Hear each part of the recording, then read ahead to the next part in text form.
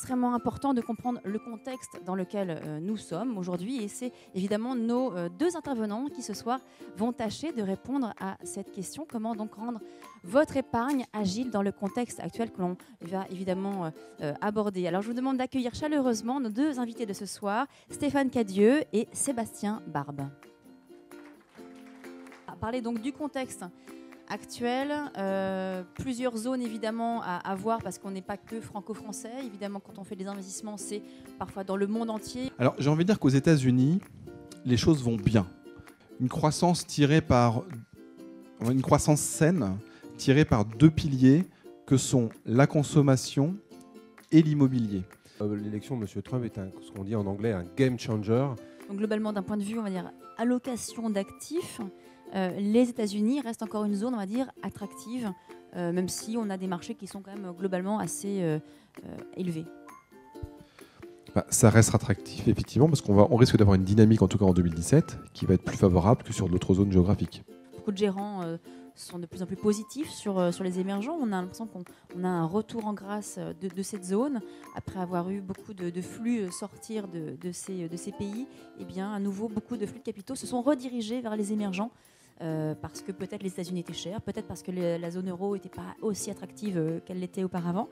Donc on a l'impression que la zone émergente aujourd'hui redevient un peu un nouvel Eldorado pour les investisseurs. Alors qu'est-ce qui explique que depuis un an nous ayons une vision plus positive et d'ailleurs qui a très bien marché puisqu'en 2016 finalement la meilleure zone en termes de performance boursière est réalisée par les pays émergents. À mon avis, sur les 12 prochains mois en Chine, effectivement, on a une situation qui va être gérée par le gouvernement pour pas qu'on ait d'incidents de parcours.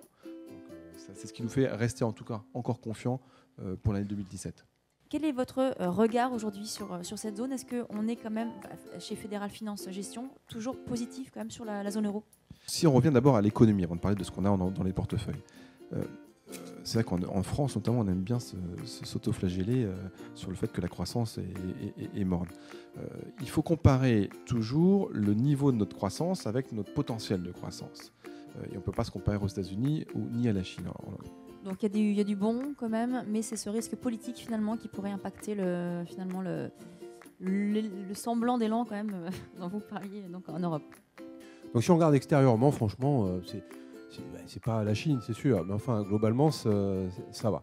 Mais il faut garder en esprit le fait que la problématique euro-landaise porte quand même un certain nombre de questions sur lesquelles il faudra s'adresser. En gros, faire plus d'Europe ou moins d'Europe. Mais en tout cas, le truc au milieu, là, ça marche pas bien. Alors on voit là sur cette slide les 4 grands thèmes pour 2017.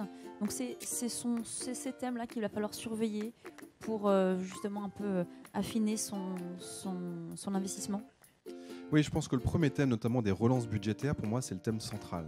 Après, se méfier effectivement de l'inflation. Alors ça, c'est un thème qu'on n'avait plus l'habitude d'entendre pendant, on va dire, ces 10 dernières années.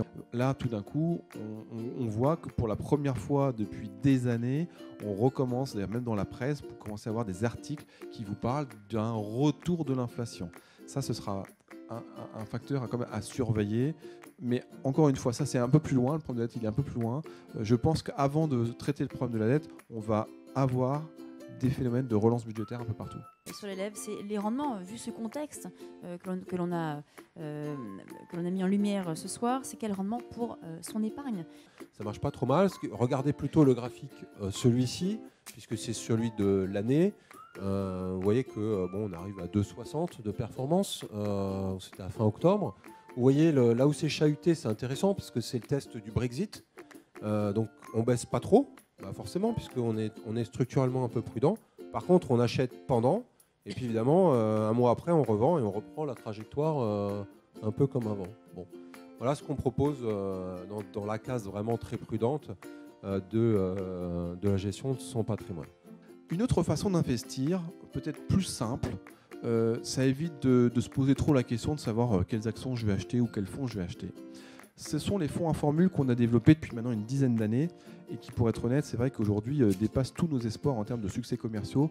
À tel point, c'est un produit qui est rentré dans l'esprit des gens en termes de produits d'investissement de bons pères de famille. Et également donc, le service de gestion délégué aussi, pour ceux qui n'ont pas forcément une bonne connaissance des marchés ou simplement le temps de se coller devant ces écrans et de surveiller les marchés. Alors ça, le service de gestion délégué, là je vais insister un peu plus encore, parce que c'est quelque chose qui est très récent chez nous.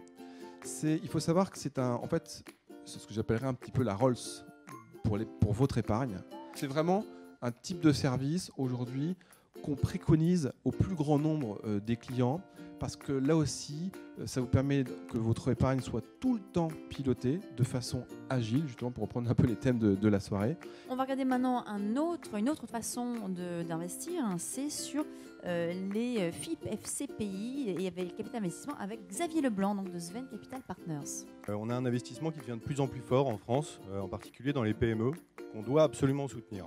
Aujourd'hui, le moteur de la croissance en France pour l'emploi et pour sa dynamique vient des PME. Et donc on a un vrai engouement, on va dire, en particulier au niveau des startups, dont on parle beaucoup. Et Paris est en passe de devenir la première capitale européenne de financement des startups. Bon, ce sera le mot de la fin en tout cas. Merci à tous pour votre attention.